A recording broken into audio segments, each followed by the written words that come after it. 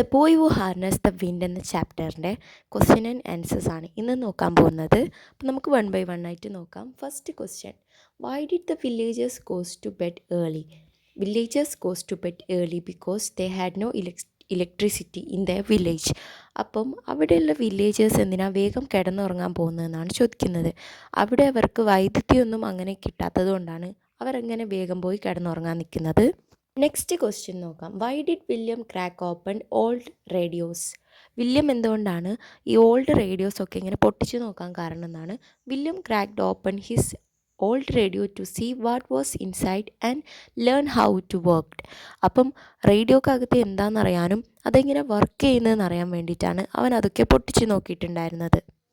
അടുത്ത ക്വസ്റ്റ്യൻ നോക്കാം. What did William think when he so trucks crossing the path? അപ്പം ആ വഴിയരികിലൂടെ ട്രക്സൊക്കെ ഇങ്ങനെ പാസ് ചെയ്യുമ്പോൾ അവൻ എന്താണ് ചിന്തിച്ചിരുന്നത് എന്നാണ് ചോദിക്കുന്നത്.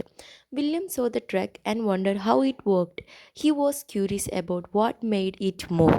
അപ്പം അതെങ്ങനെ വർക്ക് ചെയ്യുന്നതെന്നും എങ്ങനെയാണ് ഈ മൂവ് ചെയ്ത് പോകാനുള്ള റീസൺ എന്നും ആലോചിച്ചിട്ട് അവൻ ഭയങ്കര ക്യൂരിയസ് ആയിരുന്നു.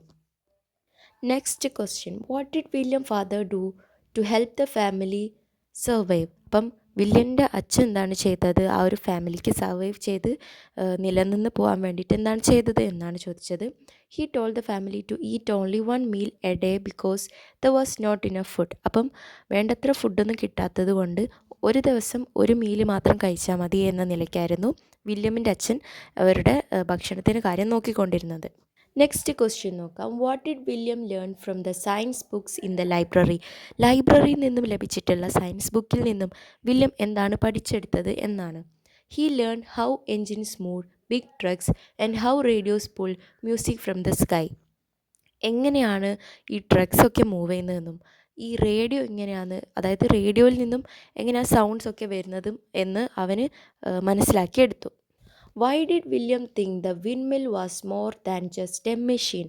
വില്യം എന്താണ് ഇങ്ങനെ ചിന്തിക്കാൻ കാരണം എന്നാണ്. എങ്ങനെ, അതായത് ഈ ഒരു വിൻഡ്മിൽ എന്ന് പറയുന്നത് ഒരു മെഷീനേക്കാളും ഇരട്ടി എന്താ പറയുക, ഒരു മെഷീനേക്കാളും വാല്യൂബിൾ ആയിട്ടുള്ളൊരു സാധനമാണെന്ന്. കാരണം he believe the windmill could bring electricity and water to his village. അവൻ്റെ വില്ലേജിലേക്ക് ഇലക്ട്രിസിറ്റി എത്തിക്കാനും മാത്രമല്ല വെള്ളം പമ്പ് ചെയ്ത് കൊണ്ടുവരാനും ആ ഒരു വിൻഡ്മില്ലിന് പറ്റുമായിരുന്നു. Why did William go to the ജങ്ക്യാർഡ്?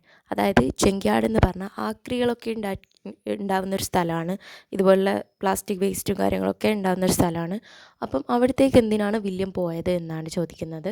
He went there to find parts to build the windmill ഉണ്ടാക്കാൻ വേണ്ടിയിട്ടുള്ള അതിന് വേണ്ട സ്പെയർ പാർട്സ് തപ്പിയാണ് അവൻ അങ്ങോട്ട് പോയത്.